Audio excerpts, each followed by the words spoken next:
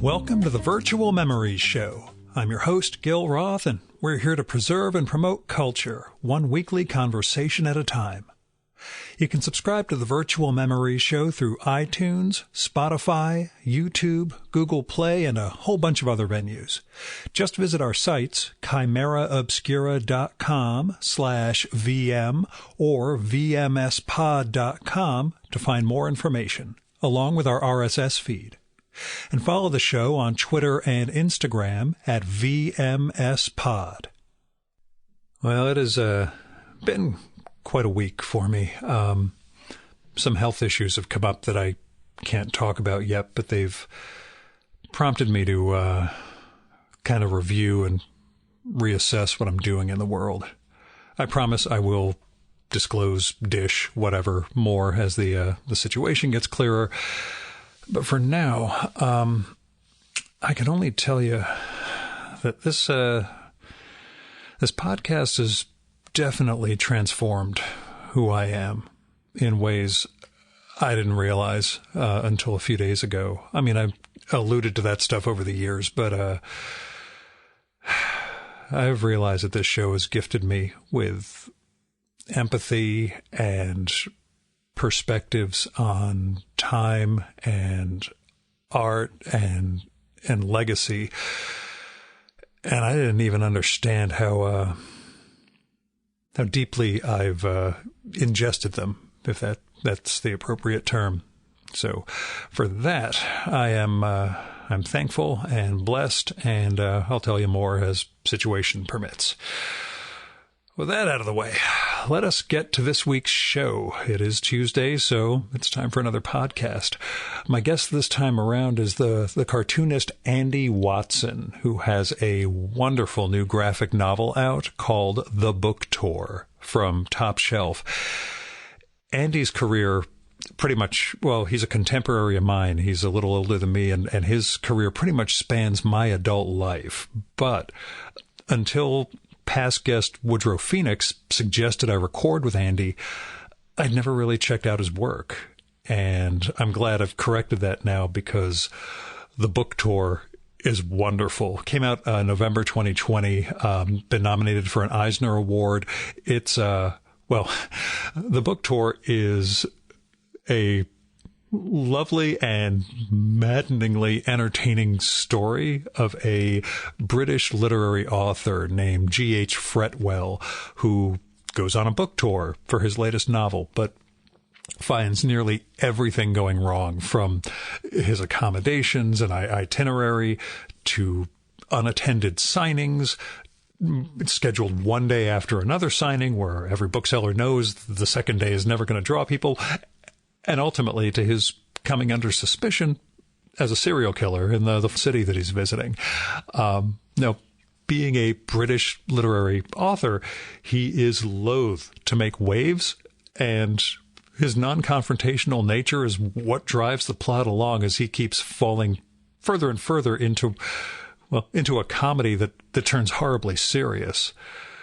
And there are moments in which Fretwell's plight seems Kafkaesque, but Andi subverts the Kafka mode beautifully throughout this book. Every time you think it's going in this trial sort of way, he undercuts it in fantastic ways.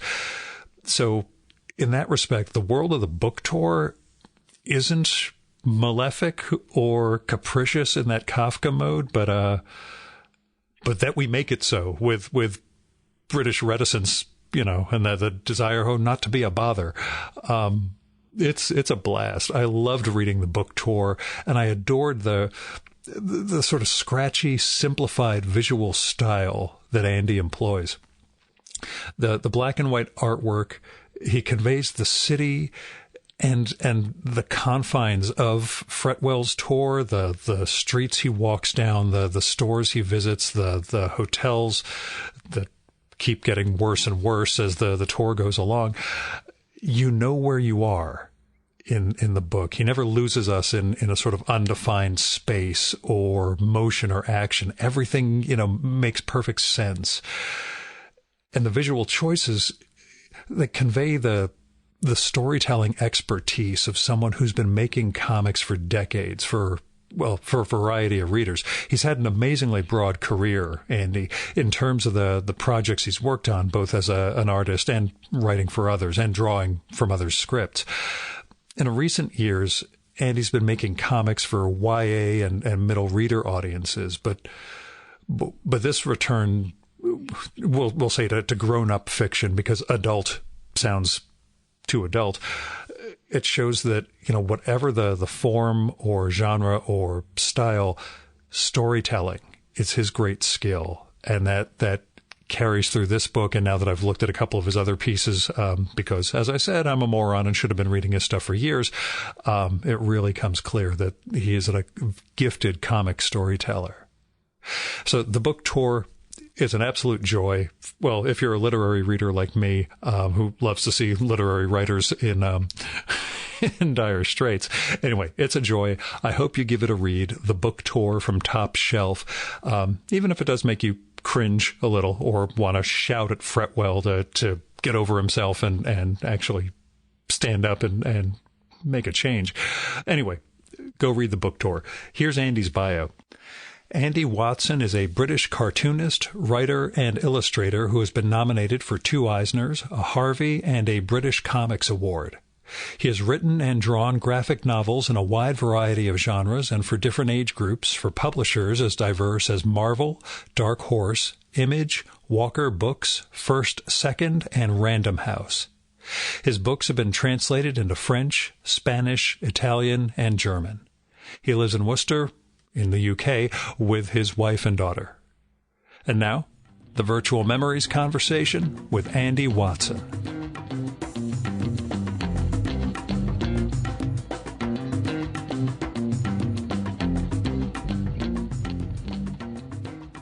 So I'm sure you've been asked, but do you have mixed feelings about not being able to go on a real book tour for the English language debut of the book tour? Yeah, of course, it's a mixed feeling because it's nice to go out and meet readers, despite what the book might be like. I mean, when I went on a tour around France, because it initially came out in France first, like a year or so earlier, and yeah, the bookstore owners, or librarians as they call it over there, were a bit reticent about meeting me because they thought I was anti-bookstore, and it couldn't be further from the truth. I mean, I love bookstores. There's no one I'd rather be is a bookstore. Whenever I visit a new city or a new country, I go and visit the bookstore. And yeah, secondhand bookstores in particular, rummaging around, finding treasures is where I'm in my safe, happy place. So yeah, it's an inconvenience not meeting the readers and stuff, but on the big scale of things, not that big a deal for me. But yeah, it's a shame and ironic, of course, because it's about book tour. Naturally, I'm not going to. But yeah, tell me a little about the French edition before English. Frank Santoro did that with Pittsburgh a couple of years ago. His memoir about his parents, as an American writer publishing first in France. I didn't ask him about that when we did our session. Is that a weird pathway, or just, how did that evolve to go with a French publisher before English language?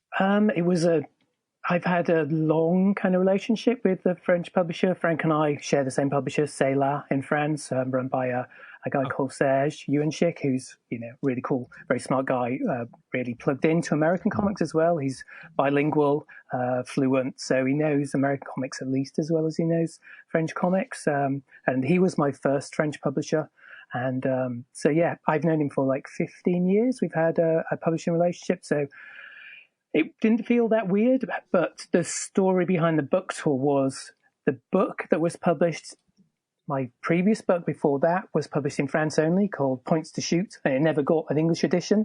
And then the book that I did after that, I just did on spec. I didn't have a publisher lined up, and no one picked it up. So like a novelist, I have a graphic novel in the drawer that hasn't found a publisher. So when it came to the book tour, I was like, oh, well, this is my last roll of the dice. You've had a good run. This is probably your last book. Just, do what the hell you want to do. Perhaps no one wants to read a book about an author lost on a book tour. But yeah, so that was the kind of background behind it. But And then when I tried to find an English language publisher for the book tour, I had no luck. And then I went to Serge, and ironically, published in France first and then in Polish. And then Serge found me the publisher Top Shelf. So, yeah, I mean, it's a very weird route it took. It's circuitous. Exactly. It was very frustrating as well. But yeah, we finally got there. But yeah, I tried many publishers from my end before I went to France. I didn't find any. And then put it out in French. And then Serge managed to find Top Shelf to put it out. So yeah, it has been on a tour of its own, you could say. And now Eisner nominated, so yes. You can do the revenge tour someday when we're able to travel again. I'll be naming names and be as petty as I like. Yes, that's payback time. There's nothing wrong with that. In fact, I have a question about that a little later on. But where did the book tour begin for you? What was the genesis of the book? How did the process for this one go? I guess like out of thin air and kind of reading around and what was inspiring. I had the idea of kind of processing my experiences on various tours and signings. I mean, obviously Fretwell isn't me, and yet he kind of is me in that he faces many small humiliations, which one does on a signing tour. Sometimes books don't arrive or whatever, or the booksellers haven't been told that you're arriving beforehand, which is all very embarrassing and it's slightly humiliating. But I sort of started with that, and also wanting to draw those kind of environments. Like I said, I'm a big fan of bookstores and being in them, and it's a fun environment to draw. So when I started, it was, like a character who goes on a book tour, suffers petty humiliation. So it's a kind of social comedy. And then my first draft was kind of, everyone he meets is a writer. So it's it's a flip in that, he's not alone. He's surrounded by writers. Everyone's a writer in the city he visits. And then it developed with the kind of mystery or the murder element. And then I had a book on my shelf, which I've had for, at least maybe 20 years, photographs by Auger, a French photographer from like around 1900, and he photographed Paris. Very influential for the surrealists. He took photos of the old boulevards and streets and stuff and buildings, often without people. He'd go out first thing in the morning and photograph Paris that way. So it's like a bustling world capital without people. So that fed into it as well. So I had a visual element. I also had a character, and I also had kind of the place he was going to visit. But it was important that Fretwell was kind of, he's reflected of me in that he will do anything to avoid confrontation and conflict. So that was important, in that he will suffer various indignities and he won't strike back. And that was key to his journey, if you will, if it's, all downhill perhaps. But so in that way, there's all kinds of different elements that are mixed up in a graphic novel. And so they have to have the written element, and they have to have the visual element, and they have to kind of meld together alchemically. I think of it like a snowball. You kind of start with a tiny little snowball at the top of the hill, and then you push down, and it gradually accrues meanings and various influences and things. And then hopefully by the time you get to the bottom, you have a graphic novel or the potential for one. And, the ones that don't work out are the ones that don't have a decent central character or an environment where they are, or perhaps a visual element, that a new way of drawing or an approach or a style that you want to experiment with. So this was one of those lucky ones that worked out. And it kind of, once I had the idea, it really it came together quite naturally. It didn't feel forced. It wasn't a huge struggle. I mean, any graphic novel is an awful lot of work, but it's 260 pages or whatever. But this one, was a pleasure to work on, and it's gratifying that it's been nominated for an award and all that kind of stuff, and being foreign editions. So altogether, it's been a very positive experience. Now, how did it differ? You mentioned working on it, in secret / on spec, rather than pitching it to a publisher first and having interaction with the editor. How did that affect the storytelling? And I want to ask how you settled on the visual style, not just of the cityscapes, but the actual drawing style you use for it, and the sort of simplicity of the character designs. But first, how did the working on it, I'll say underground or on your own, make it different than some of the other projects you've done over the years? Well, the pleasure of it was that it got to develop into from this sort of comedy, social comedy, which was a writer meeting lots of other writers on a book tour.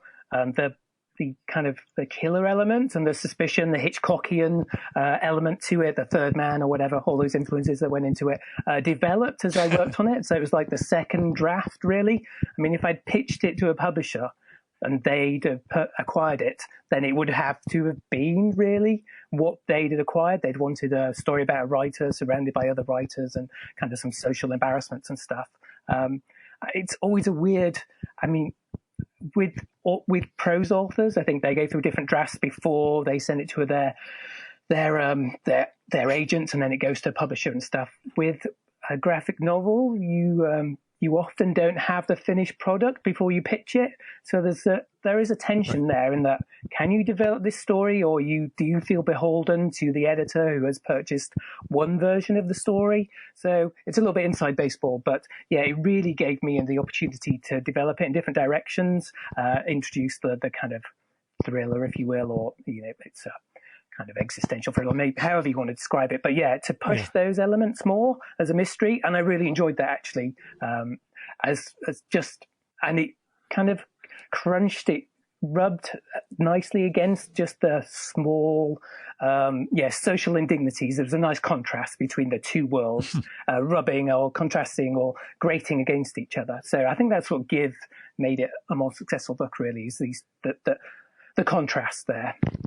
As for the visual elements, sorry, carry on. Yeah, I was going to say, and the freedom, like you said, that ability to kind of feel it out instead of having to stick with what you were doing at the beginning, realizing that the story was not what you thought it was when you were starting out.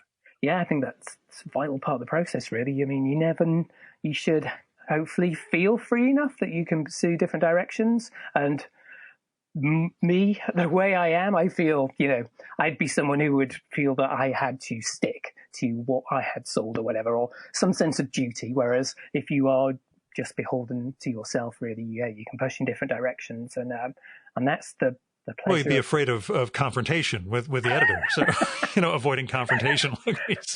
Of all the people I don't want to confront, it's people in positions of power over my career. So yes, editorial power figures, yes, are definitely ones I want to stay away from. But yeah, you're correct. Sure. You could call it cowardice. Maybe. Now about the visual style, though.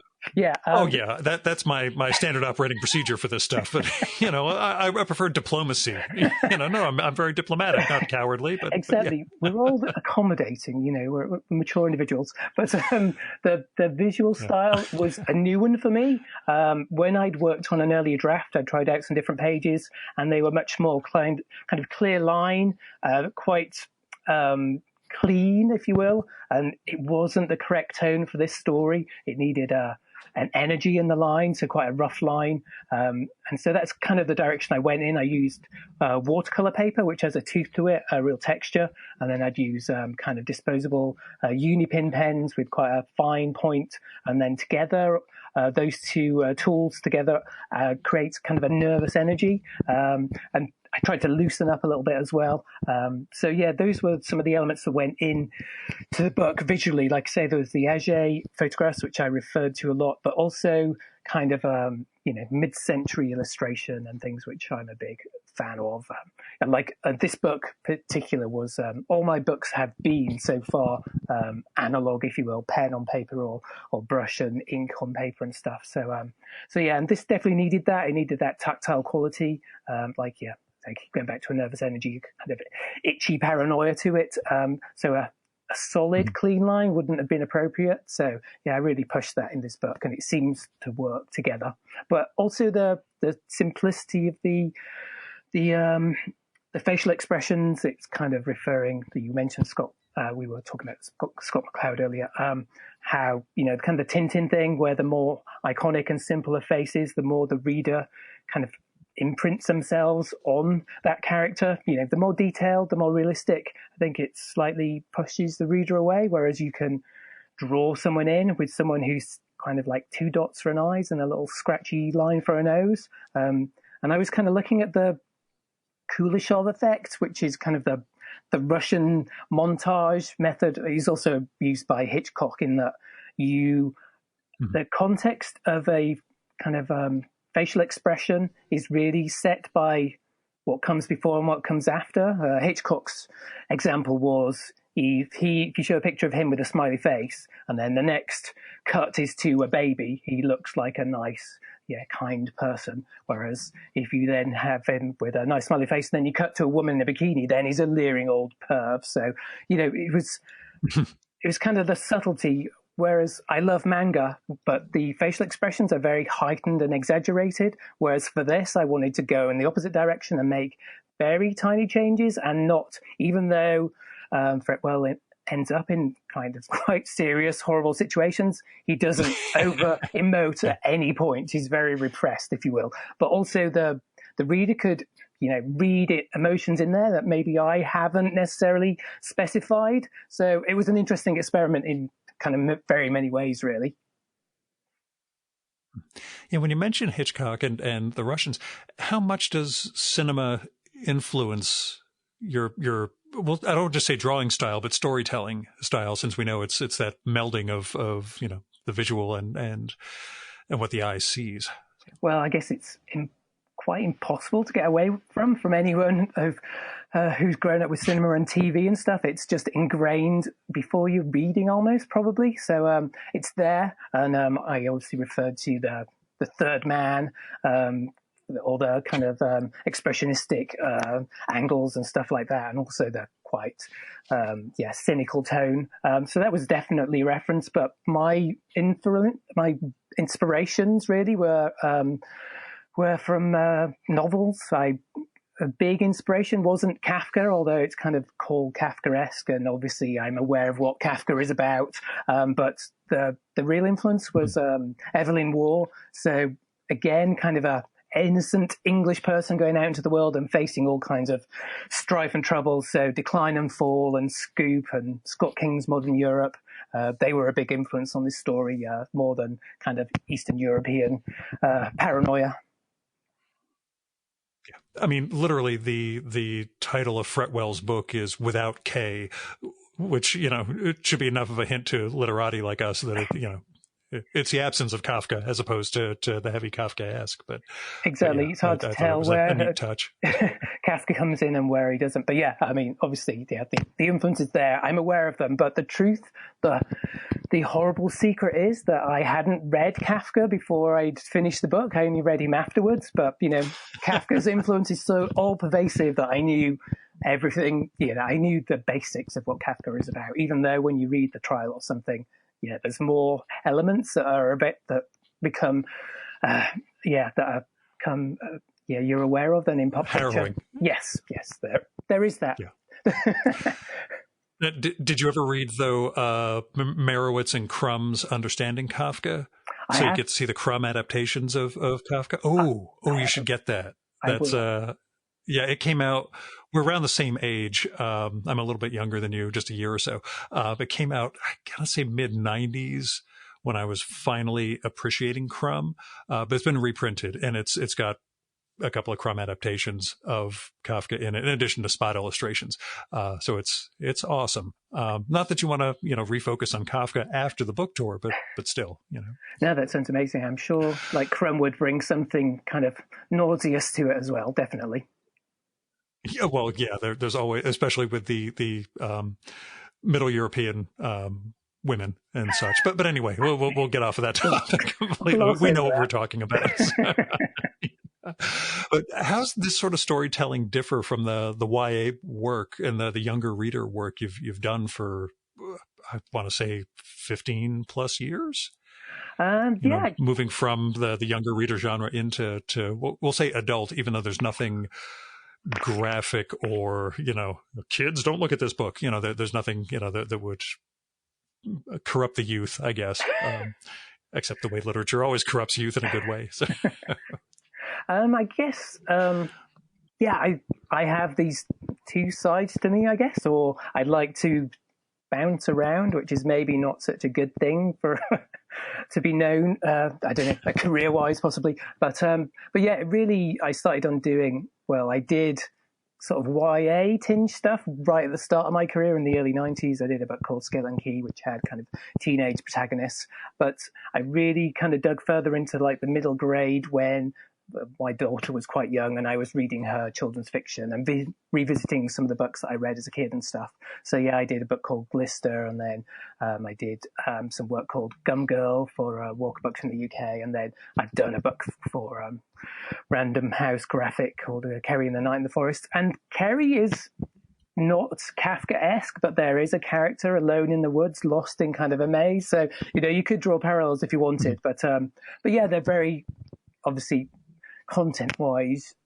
There are obvious areas where you can't go, but yeah, I mean, for me, I really love stories and books of all kinds, prose and and narratives of all kinds. So I don't see a huge difference. I obviously have to switch modes slightly when I go from one to the other, but I mean, they're both challenging and they're both rewarding in their different ways. You just, you know, there's obviously content issues that you can't stray upon, but also with the YA books, I have worked with an editor and been part of the workflow of a publisher, and yeah, it's a different experience altogether in that regard, in that you are part of a team and there are always going to be some kind of element of compromise, not necessarily in a bad way, but just in people there are experts on the age ranges and what is appropriate and what not. So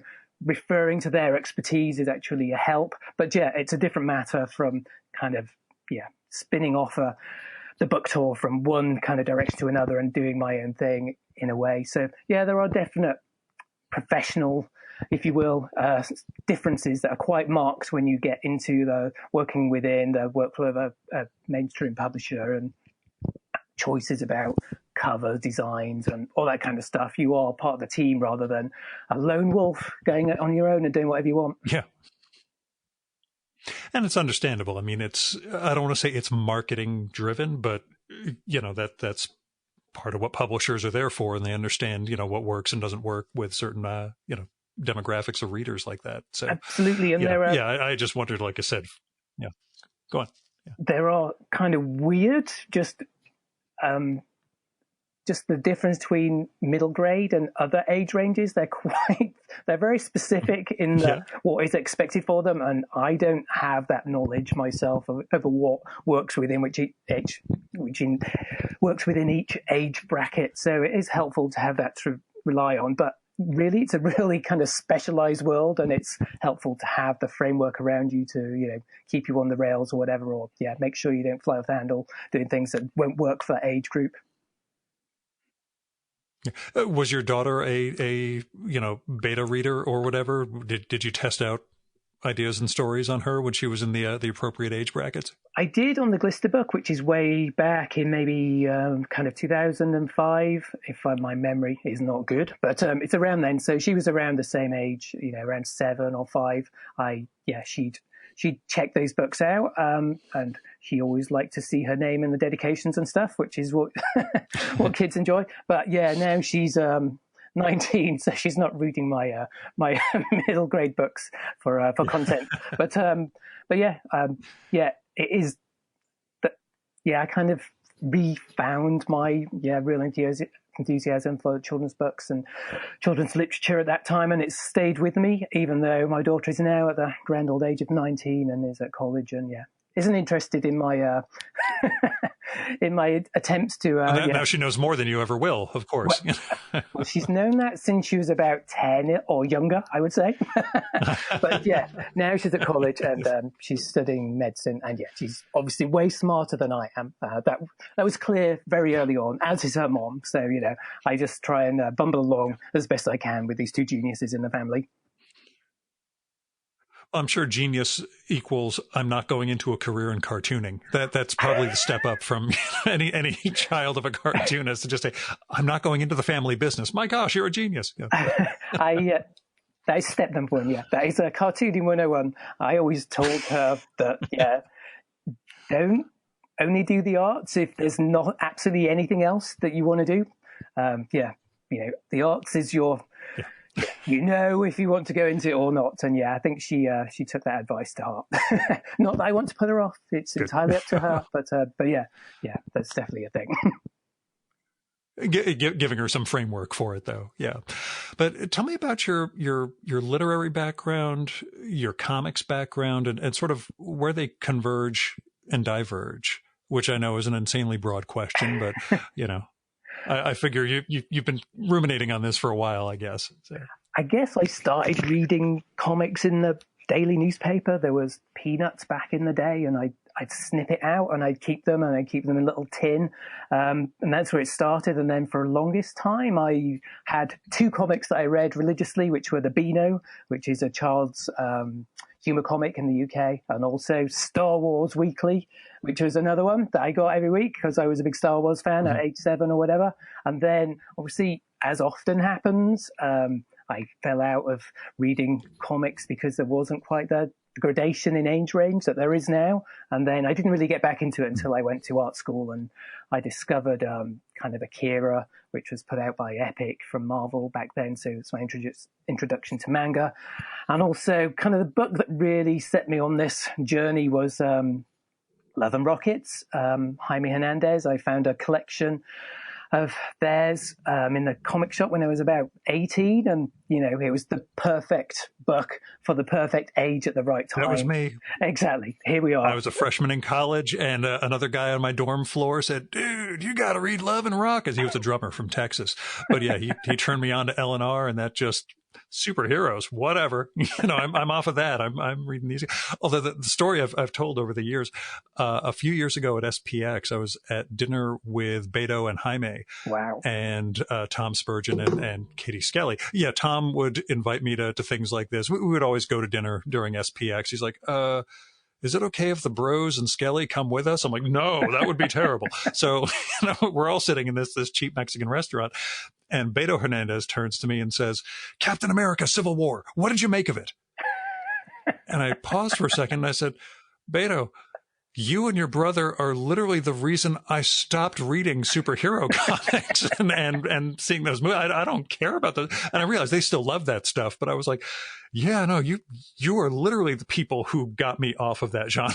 So, that was kind of a weirdly rewarding moment to tell him, you broke me in a way that, you unfortunately didn't intend. But, And they didn't want to talk about how geniuses they are. They wanted to talk about, Captain America. Yeah. Wrestling, Captain America, stuff like that. That was it. And we were fine with accommodating, but, it's just what you realize, the effect something has on you versus what the author is actually, up to in his own life. So.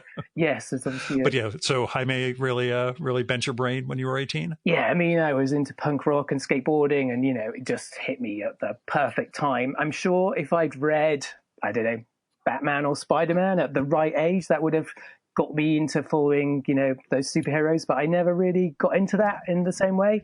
So yeah, there was kind of a gap, and then it was Love and Rockets, and then, kind of parallel to that, it was the sort of beginning or some point the American comic market had started translating manga. So I was picking up Appleseed by Masami Shiro and that kind of stuff, as well as Akira. And then there was, from then it was kind of like the real kickoff of American independent comics again. So there was Hate and there was 8-Ball. In fact, when I was at art school, my tutor there introduced me to Dan Clowes' work. So, whereas many people at that age, it was about the very late 90s, people were still down on comics then. I had a pretty cool, enlightened tutor who introduced me to some really good stuff. So, I was also, Hate, all the foundational, Fantagraphic stuff. Yeah, it was there that, Well, I call it Mount Rushmore. Yeah, it's all the Clowes, Hernandez bag. Chris Ware comes just a little bit later. Yeah, it's you just look at those titans of comics, and I know we happen to be just accident of birth. We happen to be college age when those things were coming out, which is the perfect age, I think, to discover those. But definitely. Yeah, it's I try and compare with other people of different age cohorts and like their intro to comics, and it's always just so weird to me, and you don't want to act privileged, like, oh, you should have been around when blah blah blah was happening, because somebody else could say the same thing, 10 years earlier or 20 years earlier. Oh, I was reading Zap when it was coming out. So yeah, we all had our paths there, but I think ours is a particularly neat one, having that concentration of great cartoonists putting out such regular amazing work. So. Yeah, I mean, there was still kind of it was possible to put out books regularly through the direct market, and you could pick up books, quarterly, monthly. It was kind of a different world to what it is now. Now we've entered the world of graphic novels, so it's slightly different. But yeah, I mean, that was a great time to be in college and go down to the comic shop, and there's always something new and cool coming out that you could pick up, and something surprising. And now maybe it's a little bit different. I don't know, but yeah, that was a good time. I don't know what the kids are reading now, or what are their foundational works. I'd be interested to find out. But yeah, I'm sure there's always we have ours, and I'm sure every age then has theirs. Right. And we'll always sneer and look down on anybody younger than us. Or maybe I'm projecting. Okay, it's just me then. After all, you actually have to have an audience and write for people. Well, but tell me about how has it changed? I mean, you mentioned that transformation from the comic book form into graphic novels. How did that affect you as a cartoonist? How do you adapt to that? And on top of that, I mean, you've also mentioned your genre and style hopping over the course of your career, which, I think I've read you say that maybe that's anti-productive or counterproductive when it comes to a career. But, how has the sort of comics world changed for you, and how have you adapted, do you think, within it? I think I've managed to, survive.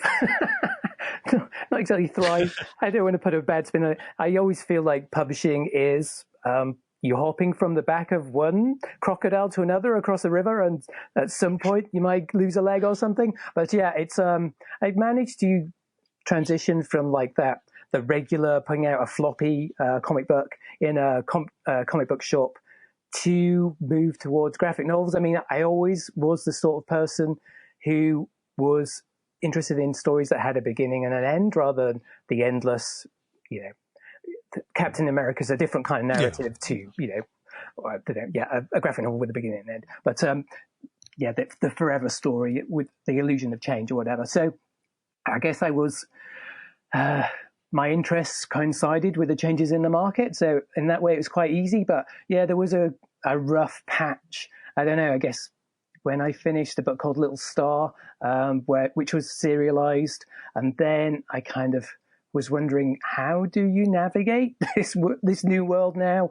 The world of the independent comic book floppy is kind of dying, and then there is the prospect of a world of graphic novels published by the big publishers, the mainstream publishers, but it wasn't quite there yet. The market wasn't quite there, and yeah, that's quite a few years. But yeah, I kind of transitioned to doing the books for children, which I kind of did independently for a while. I put the Glister books out through Image Comics, and then I moved them to Walker Books, who are a kind of legit British children's book publishers. And yeah, from there I kind of survived.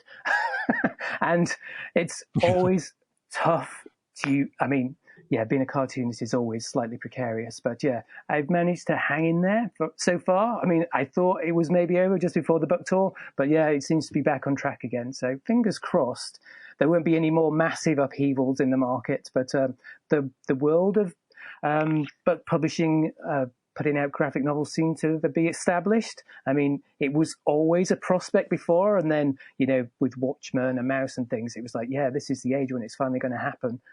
These are going to go mainstream. And then it didn't. It disappeared again. But now it seems to have found traction, and multiple publishers are getting into the market. And hopefully the next step will be genre comics for grown-ups. I mean, there's plenty of activity within the market for children's books of various ages and various genres.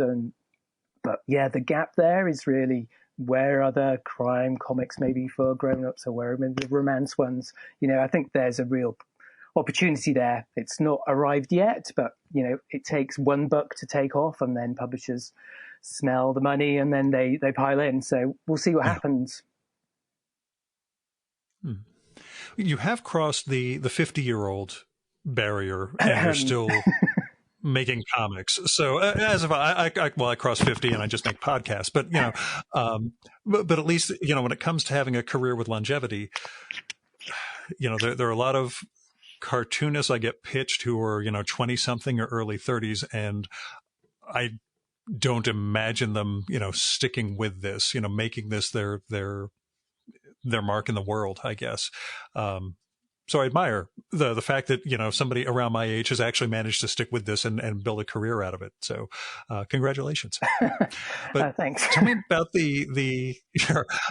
about the sort of the cartooning influences and how you keep, as we talked about, the way you kind of change styles repeatedly, maybe, from issue to issue back in the pamphlet days. That sense of incorporating influences and what you brought in recent years, especially with some of the French cartoonists who seem to be influencing some of your work. How does influence work for you, I guess, is a way of putting it? I guess the biggest driver of that is boredom. When you've drawn a graphic novel and you've done several hundred pages of the same character in the same style, it's like, wow, I really need a break and need to try something different. I mean, I guess the sensible thing is to just plow on in a similar way, build a library that way. But personally, I after I've worked on a book that intensely, it's like I want to do something different. So that's the nice thing about doing something like the book tour and then going towards doing Carrie and the Night in the Forest. They're very different, both stylistically and content-wise. So with the book tour, it was all pen on paper and lines. And then with the Carrie book, it was, again, there was pen, but I was using grease paint pencils to create textures and just to mix it up. I'm always trying to find new ways to work, and especially after several hundred pages of working in one way, it's like, oh man, I want to do anything but work that way again. So it's always good to move around, but also having an interest in various different things, whether it's novels, movies, plays, whatever, just looking around and taking different things. I mean, I'll be honest, I don't read a huge amount of comics, not as many as I should, but what I make up from not doing that, I take from, influences from all over, whether it's children's books or animation or whatever. Just try and keep an open mind about things and be enthusiastic about new things at all times, and look for new things to be excited by. With, for example, with Carrie and the book tour, were you working on them simultaneously? Did they overlap, I guess, in terms of the drawing? They didn't overlap. Fortunately, I'd kind of done the book tour around 2017, and then the Carrie book was around 2018, 2019. If my memory serves, the last year has not done many favors for my memory. Everything is the before time and this whole situation. Exactly. Yeah. There was a mythic time before, but there was a gap.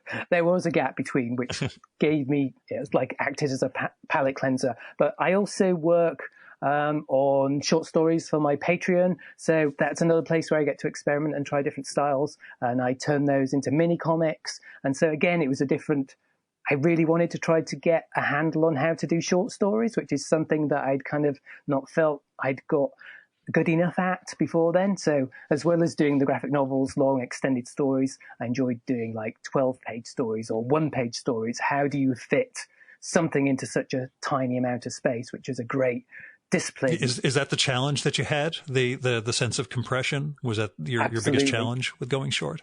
Not just going short. It's important for every aspect of doing comics, because comics is so demanding of space. If you want to do a long, you can't. You couldn't adapt a novel into a graphic novel because it'd be 1,000 pages long or whatever. You're always fighting for space. You're always trying to look for the most concise way to compress time or show emotion or get a scene across. It's a really good discipline to do that, even on a one-pager. How can you set up a story, provide a middle, and then provide some kind of ending or a payoff? You're always fighting for space. I'm working on another middle grade graphic novel right now, and it's about 220 pages, and it's a battle trying to get everything in there. I had a kind of detailed synopsis, then yeah, it's a real job of work to edit, take out, just boil everything down to its essence. And then when you involve the editorial and they look at it, you're getting down to just removing single words, just trying to, you're always trying to eke out even that tiny bit of space in a panel that where a word was that now isn't there. You can put some detail in there, or you can put a storytelling element.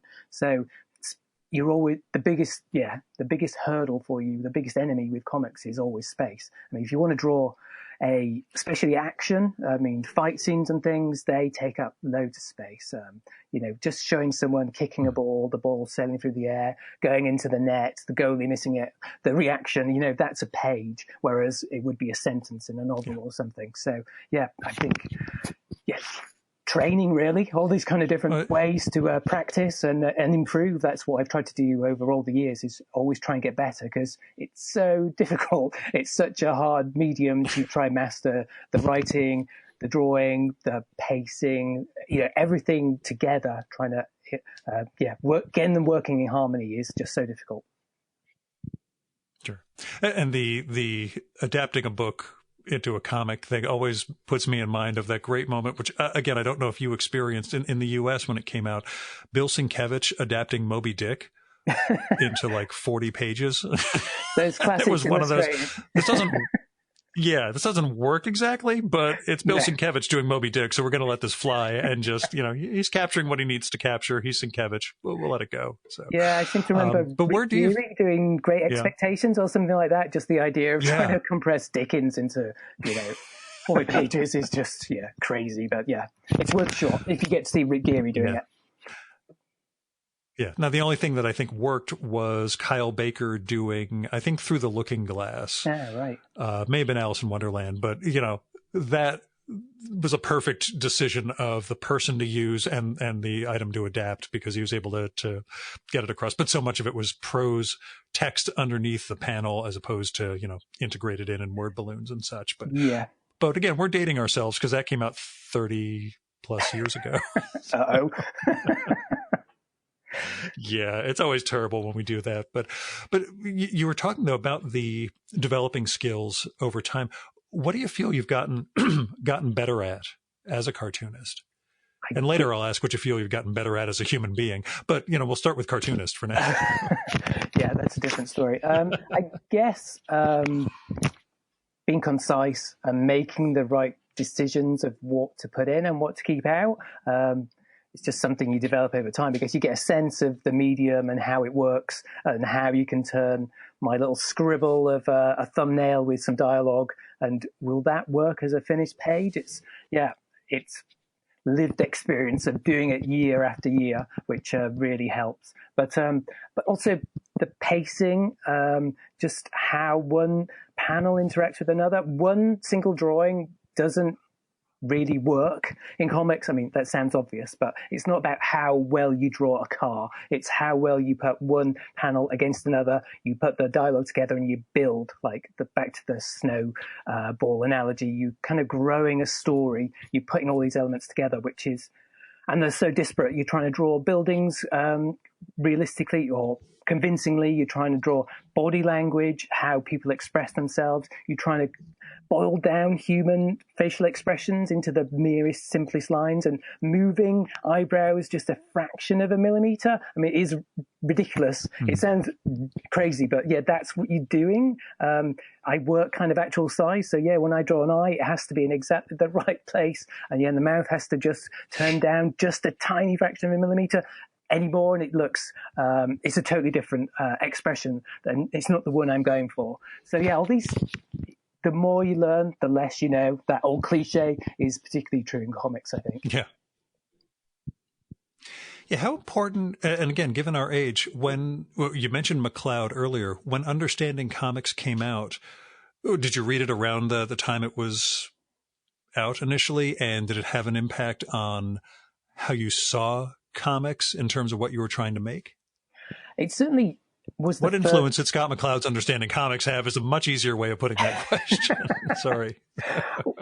How can I would say the really horrible way to say is it didn't really influence me at all. However, it helped me clarify my thinking about what I think works within comics. And I think the thing that really stuck with me, and it goes back to what I was saying about the book tour, was his triangle of the realistic art towards the Tintin or simplistic art, that weird kind of how he'd categorized the styles from realistic to cartoony, if you will. And I found that like super fascinating. And I didn't, I'm not all academic. I don't kind of study. I'm much more instinctual. A practitioner that way.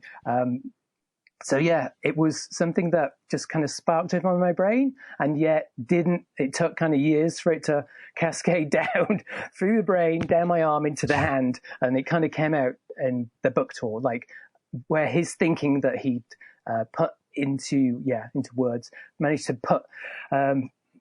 clarify at that point. What was that? 20 years ago, 30 years ago? I don't know. It 30. Finally. It was 1994, maybe. God oh my damn goodness. We're really getting old.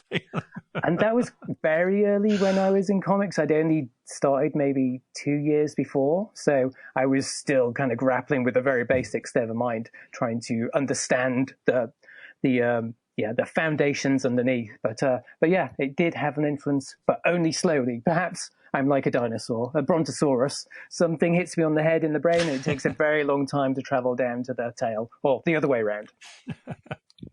Yeah. Now, did your art school training affect your comics making, or was it, different from the sort of skills you needed to develop as a cartoonist?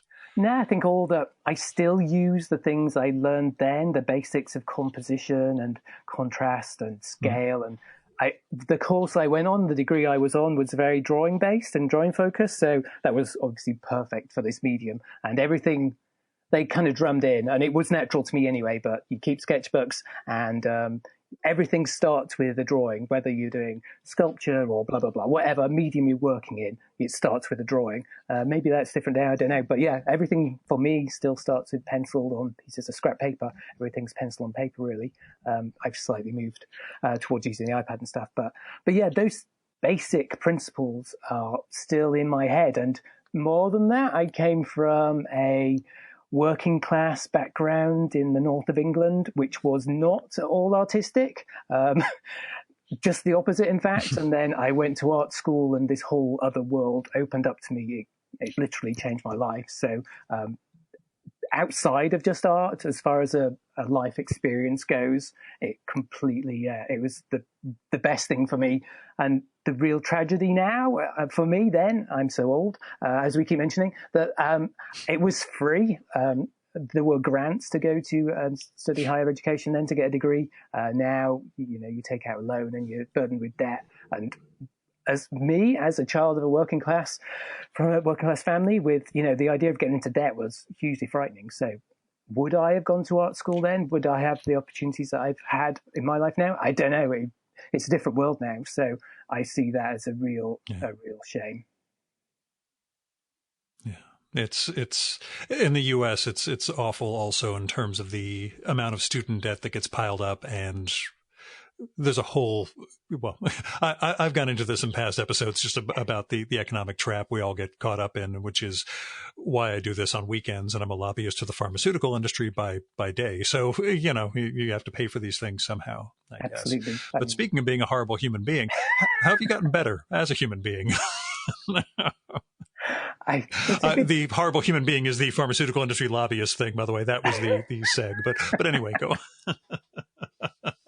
on. Do you want me to endorse any products?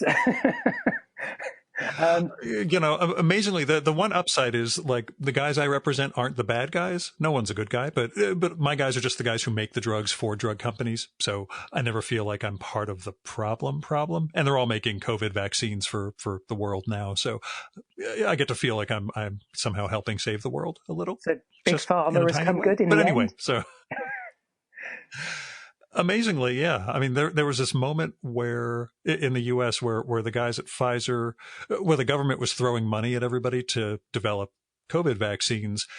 And the CEO of Pfizer said, "We're Pfizer. if we can't afford to do this on our own, we shouldn't be in this business. And that kind of shamed the other companies. Not enough to not take the money, but, there was a moment of like, everybody wants to complain about all the money we're making. We can afford to develop a vaccine and maybe it doesn't work. So, they went ahead and did it on their own. But yeah, anyway, neither here nor there. How have you changed as a person? How has parenthood changed you? How has staying in the arts and comics done you over the again, too many years of our lives? Yeah, well, there's probably one version that is I'm more cynical than I ever was, which is not the happy ending to these podcasts we were all looking for. Yeah, I mean, working within the arts, you can become cynical, unfortunately. But, the joy is always sitting down and working on a new page, working on a new project, the possibility of bringing something new into the world. So my, Pollyanna-ish version is that although the monetary and aspects are problematic, but as far as the work goes, as far as the joy of putting lines on paper and communicating people what goes on in your head and showing it to other people is just a real pleasure. It's still a pleasure. I still enjoy it. I mean, there are aspects of making comics that are a grind. They're very labor intensive, but yeah, the idea of bringing something to life that wasn't there before is the best feeling for me. There is still nothing else in the world that I want to do. This is the question I posed to my daughter, like, only go into the arts if there's nothing else you want to do. And there is nothing else I want to do. Not that I've found yet anyway. I still enjoy doing comics more than anything, which I still find a little strange, but is maybe a gift in a way. Maybe lots of other people don't know what they want to do. And this is what I enjoy doing most. So I guess comics has given me back something that I never thought it would. It's taken away from everybody else in the world. But as we know, that great line from, that Dylan Horrocks uses in Hicksville, that comics will break your heart, kid, Yeah. But I'm glad it's the thing that gives you meaning. But tell me about the new page, though, like the sense of a writing or drawing practice. Do you have I don't want to say a routine, but, a regular schedule, or do deadlines for work, blow that up? What's the sort of writing and drawing, again, practice for you?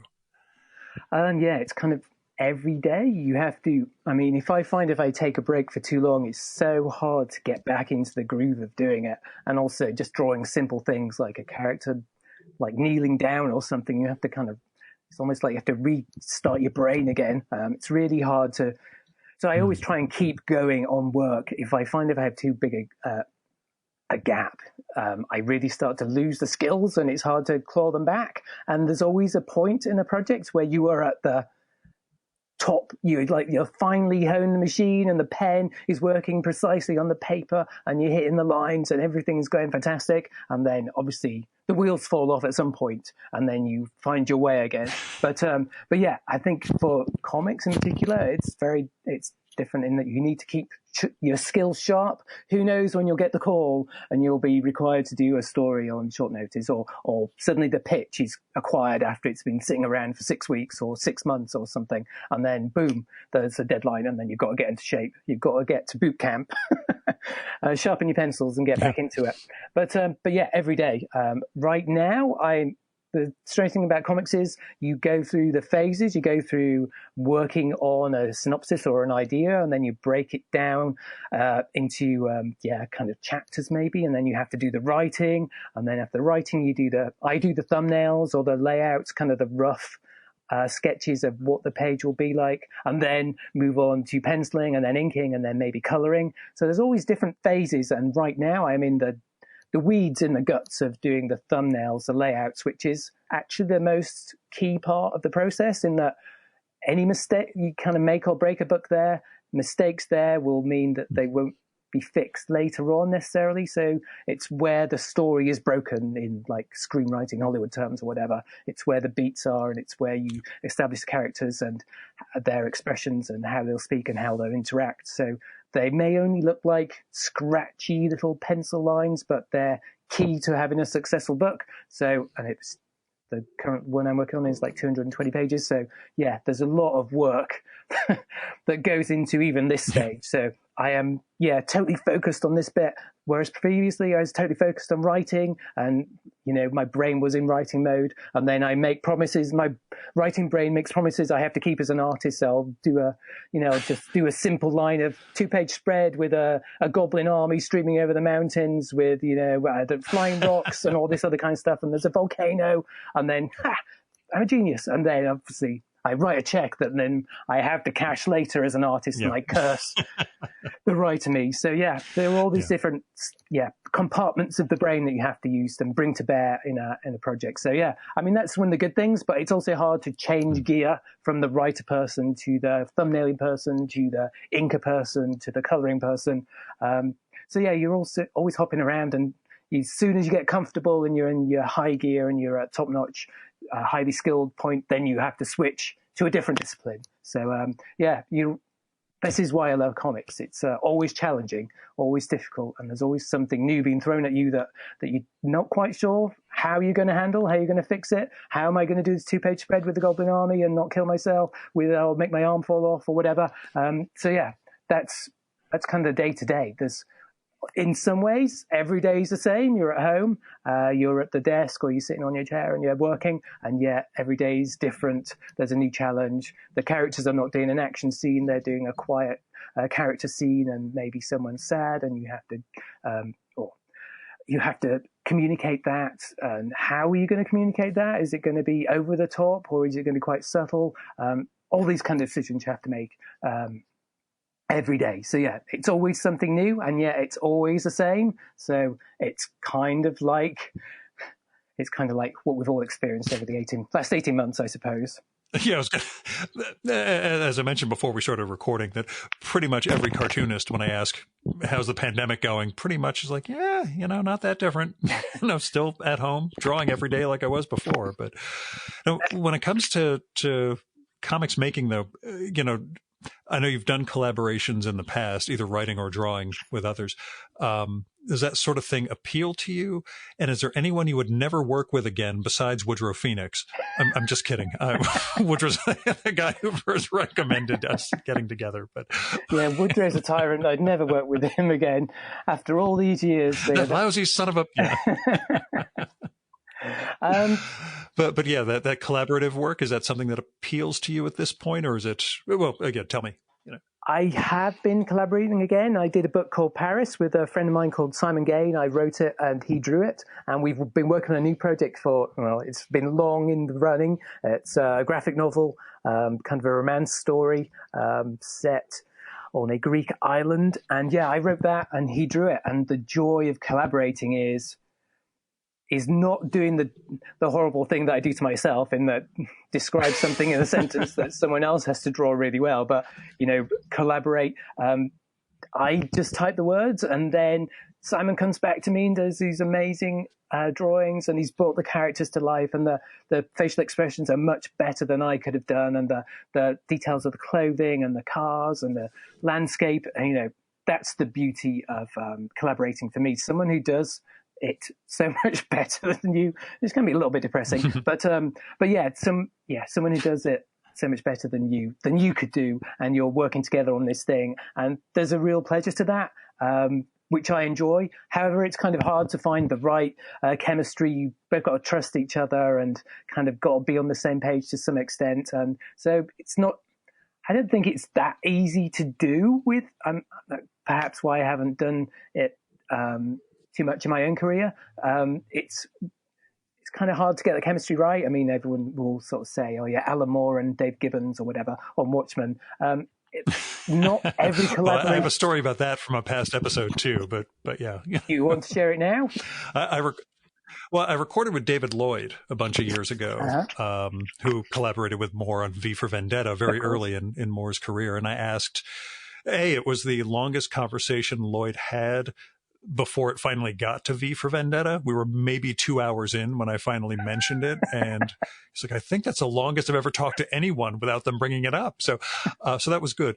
But I'd said, when Moore was giving you the scripts, was it like the legendary Dave Gibbons, super hyper detailed Watchmen scripts? He's like, I would have thrown those back in Alan's face. He said, no, he told me what the story was. I drew it. That's how it worked. That's what I'm sticking with. I was more established. He was starting out, and that's how we collaborated.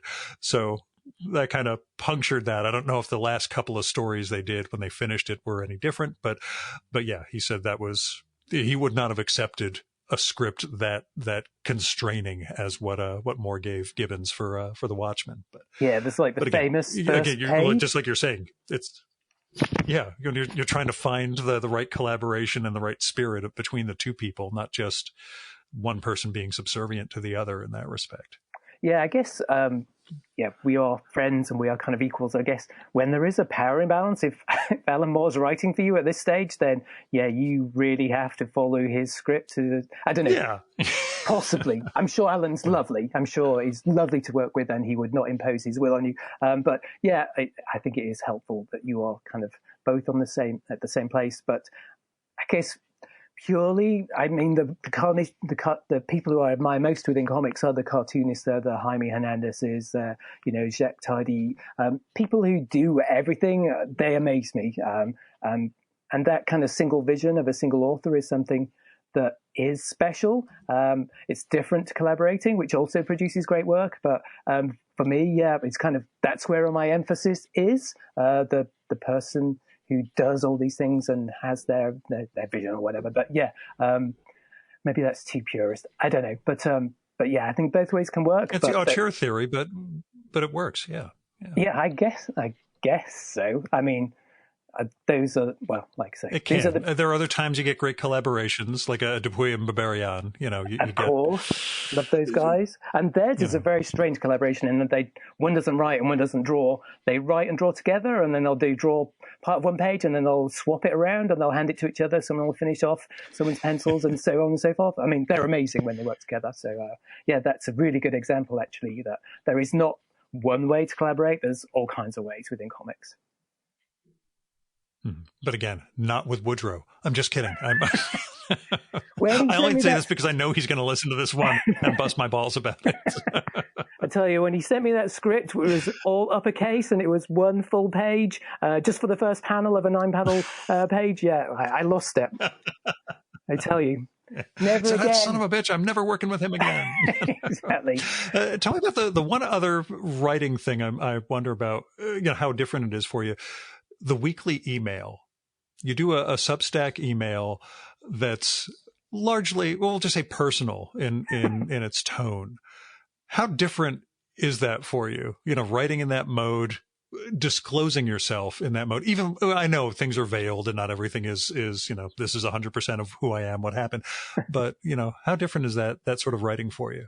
Totally different. It's completely different from what I usually do. And yeah, both content-wise in that it's sort of autobiographical, but also in that I'm writing prose, I guess, deathless prose, wonderful sentences. Not really, but yeah, it's just a newsletter. But yeah, my agent encouraged me to do that, just to kind of be there out in the world in between projects. You're working for a year, 2 years on a book, and it's very easy to disappear, and it's very easy for me to just kind of put my head down and just carry on with the work and not be visible online or whatever you're supposed to be. But yeah, it's just I find it's a really interesting way of communicating again.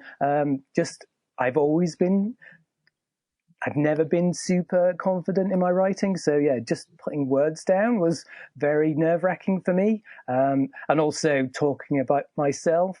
I think part of that has been not just, I think it's part of the last 18 months. I started it last May, somewhere like that. So we were in lockdown. So there has not been a whole lot happening in my life, believe it or not. I've been at home and... which I would be anyway, but even less has happened in my life than usual. So yeah, I've had to, I've touched on trying just the small moments. The small moments in life has been my material, really. But yeah, writing something every week and trying to say something again in 500 words, which is about the length of it, very short, very concise. It's another great training ground, I guess. It's like writing a short story or whatever. Again, I'm just trying to try and do new things always. And this is a real challenge, very scary. And, but I do enjoy it a lot, actually. It's nice not to have to draw it. I can just write it, which is great. Yeah, they are entertaining. And I just wondered, given that I do that sort of with a weekly email that I do, I know it's a different thing, and there's always challenges of, oh shit, I got to write that now too. And I'm glad to see it's flexing different muscles for you. So, yeah, definitely does that. I mean, like you say though, sometimes you feel like I have nothing to say this week. What do I do? But yeah, there's always something. There's always something. Yeah, for me, I do a daily journal every morning. So sometimes it's looking back over the previous 5 or 6 days and figuring, oh yeah, that offhand comment I made to myself, I'll expand that into something. And that's a gold nugget. We'll see where that goes. But, that's a gold nugget, Gil. You just dive on that. That's how writing apparently works. So, 2 last questions. First, do you have a book tour dream planned for the book tour when it's safe to travel again? Are there places you really, really want to go and meet readers about this? Or is it just, for God's sake, I want to go anywhere and see, people and talk about the book? It'd be quite nice to leave the house, yeah. Yeah, it's going to be coming out in Spanish in 2022, so maybe really nice to go on a book tour in Spain. I've never done that before. Had no grasp of the language whatsoever, so that'd be a really interesting challenge. See some fantastic Spanish book tours. I'd love that. So that's something to look forward to, maybe. Keep our fingers crossed. Real last question: who you been reading? I did prepare you for this one in advance, so well, I try and read a book a week because when I'm busy, I get out the habit, and I will turn to the dreaded Twitter and start doom scrolling. So yeah, I try and read a book a week, and that means that the downside is they're usually quite short, but the upside is I've read a book instead of just doom scrolling Twitter. So this week I'm reading The Beginning of Spring by Penelope Fitzgerald, who is an author I really admire, a British author. She started writing very late, maybe around 60, ended up winning the Booker Prize. And The Beginning of Spring is glorious. It's another one of her books that she always surprises. It's about a Russian printer in Russia in 1913, so just before the revolution, and his wife leaves him with 3 kids, and it's kind of it's hard to describe, but I would say it's kind of like a comedy of sorts, but her sense of humor is very unique and individual, but it's a fantastic book. It's quite short. It's only 180 pages, but she evokes kind of that period, that place in time, and Russia at that time, just in so many concise telling details just about so many things I'm completely ignorant of, that the employers of domestic workers, the employers kept their passports and they couldn't leave their employ and they couldn't move around the country before then. It's just a fantastic book, and I'd recommend all of her books. Offshore, The Bookstore, Human Voices at Freddy's. She's one of my favorite authors. So, and I am reading... Yeah, I've only read The Bookstore, The Bookshop. Sorry, The Bookshop. The Bookstore. I'm turning American. There's Americanism there. That's terrible. I know. I always hate correcting people, but I was just like, it's Penelope Fitzgerald. We got to get it right. Absolutely. Did you enjoy The Bookshop? Oh, yeah. And I'd love to catch the movie. I just keep thinking, oh, yeah, I need to not be watching dumb sitcoms on Netflix and HBO Max. I need to actually sit down for 2 hours with something and take it in. Yeah, The Bookshop is such a good book. And there's a scene in there with a supernatural scene, which you would think would not be integrated within this story about a bookshop run out in the wilds in this small town. But yeah, it's so well done. I mean, as far as, you would never expect to see an aspect of supernatural fiction within a book by Penelope Fitzgerald about a bookshop, but it's there and it's stunning, and yet it's just so natural within the world of the bookshop. I mean, she's one of my favorites. Yeah, she's brilliant. Cool. And anybody else you really want listeners to read? Is there something that, is one of those, oh my God, this is the book I foist off on people if they ever ask? That is such a difficult question to spring on me, Gil. That is such a difficult question. I would say it's a short book, but it's fantastic, and it's by one of my favorite writers, Muriel Spark, The Driver's Seat. I mean, it is very short. It's almost novella length, but if you've never read Muriel Spark before and you don't fancy the Prime Miss Jean Brodie, one of the obvious ones, then The Driver's Seat is fantastic. It's just yeah, I mean, Muriel Spark, another of my favorite writers, just brilliant. But that one is, again, so concise, very short, and just so dark and surprising. Yeah, read The Driver's Seat by Muriel Spark. See, that's secretly a question for me, not for the listeners, because I'm always on the hunt for this sort of stuff. So, I'm so glad to have a recommendation. I've never actually read Spark at all. So really, that'll be, I know. I sent you the list of every book I finished since 1989. That's right. And while it's overwhelming, you realize how many enormous gaps there are all over, especially, I'll say 20th century English writers. There's these enormous lacunae, and I always have maybe they won't notice if I just throw all the books at them. They won't notice all the ones that are missing. So I'm glad to have recommendations like this. So why did you start a list from 1989? Did you want to just keep a record of all the books you've read? You wanted to remember them? Yeah, I think that was why. Yeah, I was 18, and I think that was the goal. Just so I could keep track of what I'd been reading and maybe, tell other people or find out what other people are reading. And then, it started to become it becomes a chronicle of your time. Like of your life. I mean, there are instances where I can see, wow, I didn't finish anything in 1997 or 1998. I was in a bad relationship for a number of years, and this is clearly a symptom of that. My inability to just sit down and finish something mirrored, the crappiness of the relationship I was in, and then things taking off once the podcast starts and I'm reading for the guests and all that. But, it's when it started going, it was again, college assignments plus what I was reading in the off times. And then, then just stuck with it. Thought, let me keep track of this. Maybe I'll do something with it.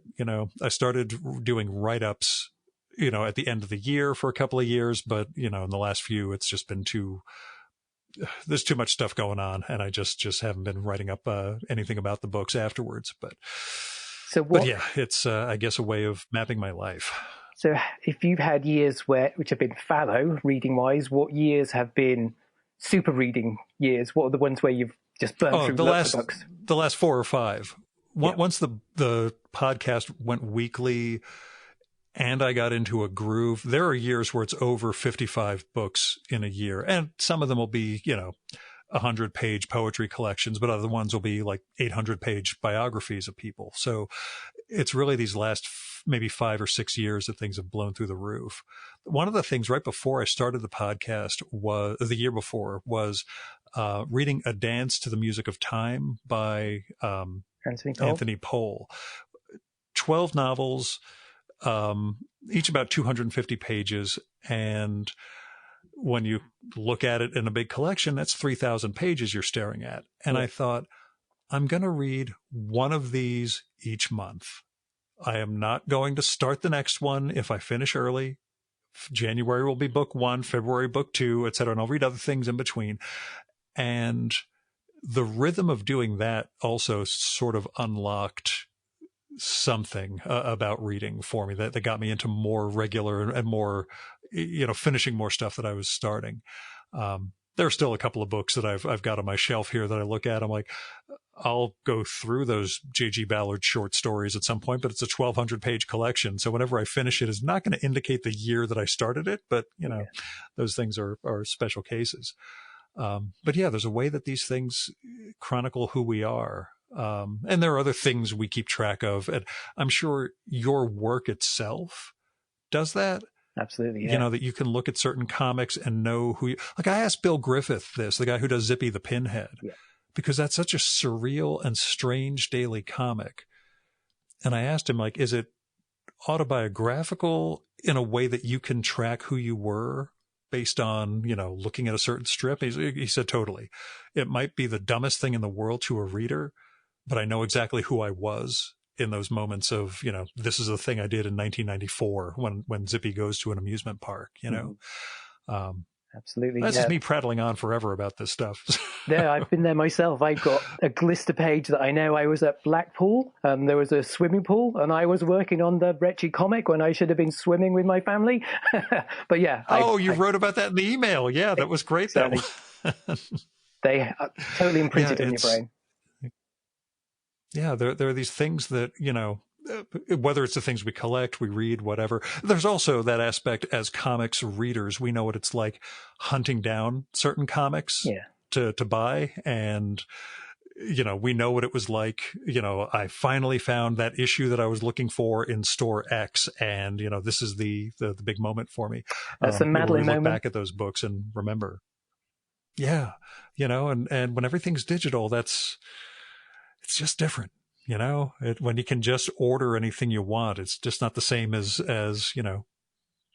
going out and finding something. But that is a whole other conversation we're going to have. My big question for you, when you were traveling, did you ever get to the States? And in future, do you plan on getting to the New York, New Jersey, or SPX, Toronto Comic Arts Festival, or anything like that, in future? I hope so. I haven't been for a while, but yeah, I'd love to come back, especially when things are in a better shape. And I've got a history I've lived in the States for a year, a long time ago, and so I've got plenty of friends there, and I'd love to see them again in person. Well, if you're out here, I hope we get a chance to get together. At the minimum, I'll bring my copy of the book tour so you can sign and do a little, simplistic sketch, or you can be like the time I recorded with Dave McKean and I realized belatedly he was drawing me in a copy of Black Dog. Wow. I just thought he was sketching something randomly until I got home, opened it up and thought, oh my God, Dave McKean drew me, which is kind of awesome, but also scary in its way. Was he doing that while you were interviewing him, or was it just a signing or something? It was afterwards. It was when we finished the interview. I gave him a copy of Black Dog. I thought he was just going to sign or do a sketch or something. And he took a while on the sketch, and we were talking, and he was looking up every so often, and I just didn't put two and two together. And then back at John Klute's place where I was staying, I opened the book and realized what happened and thought, wow, 1990 Gil, who was buying the Sandman, would never believe this just happened. This whole thing is kind of blowing his brain right now. But that's so cool. Again, that's the power of comics and the power of longevity, I guess. Yeah. Anyway, I'm keeping you forever on a Saturday afternoon. Andi, thanks so much for coming on. I enjoyed the hell out of the book tour, and we'll be foisting this off on people. But like I say, I hope you get to go on an actual book tour for it. I look forward to seeing you someday. Thank you.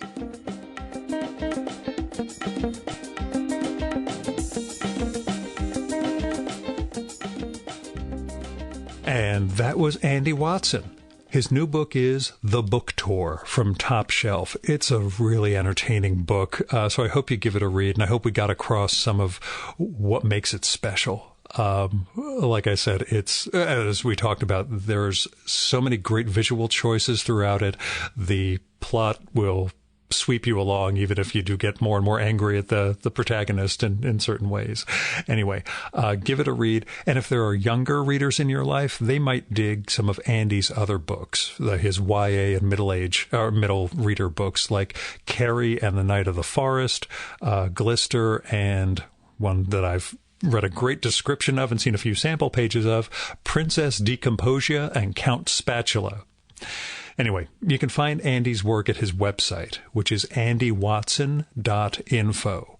Now, Andi is always spelled with an I for all the links I'm about to give you, so it's ANDIWATSON.info. He's also on Twitter and Instagram as Andi Comics, ANDI. You should subscribe to his email, which is free and at andiwatson.substack.com. And pitch into his Patreon. Help support his work. So it's patreon.com/Andi Watson. And there'll be links to all of that in the show and episode notes for this one. Now, you can support this podcast by telling other people about it. And you can also let me know what you like and don't like, who you'd like to hear me record with, what movie or TV show or book or music or comic or whatever you think I should turn listeners on to. You can do that through email, or you can figure out my address from my website and send me a postcard or a letter, or leave me a message on my Google Voice number. That number goes directly to voicemail, so you don't have to worry about me picking up inadvertently. The number's 973-869-9659. There's a 3-minute limit on messages, so Call, tell me what you like and don't like. Tell me if it's okay to use the message in an upcoming episode of the show. And I thank you in advance for helping out. Now, if you have money or resources to spare, then don't give it to me. Give it to people like Andi. Go support individuals and artists in need. Go support institutions that are trying to help fix the world. You can find individuals through GoFundMe, Patreon, Kickstarter, Indiegogo, and other crowdfunding ways. And as far as foundations and institutions go, your local food bank, the Poor People's Campaign, Freedom Funds, there are a lot of different charities and nonprofits you can give to try to help save the world, or at least fix it a little bit. Try to leave things better than they were when you got here. Anyway, last thing, I still have some copies left of the first issue of my first zine, Haiku for Business Travelers. It's free. If you want one, just drop me a line and say, hey, send me a copy of that zine. It's got my writing, poems, essays, some photography, podcast excerpt, and I'm sure there's something else I'm missing. I'm working on a second issue, but it's probably just going to be illustrations of mine with a little bit of text because I took up drawing, and that's kind of changed my life / blown it up. Anyway, like I say, it's free. If you want to send me a few bucks for postage and production, you can, but it's not a money-making thing. Just like this podcast, it's me sharing my art, such as it is. Our music for this episode is Fella by Hal Mayforth, used with permission from the artist. You should visit my archives to check out my episode with Hal from the summer of 2018 and learn more about his art and painting. And you can listen to his music at soundcloud.com/Mayforth. And that's MAY4TH. And that's it for this week's episode of the Virtual Memories Show. Thanks so much for listening. We'll be back next week with another great conversation. You can subscribe to the Virtual Memories Show and download past episodes at the iTunes Store. You can also find all our episodes and get on our email list at either of our websites, vmspod.com or chimeraobscura.com/VM. You can also follow the Virtual Memories Show on Twitter and Instagram at vmspod, at virtualmemoriespodcast.tumblr.com, and on YouTube, Spotify, and TuneIn.com by searching for Virtual Memories Show.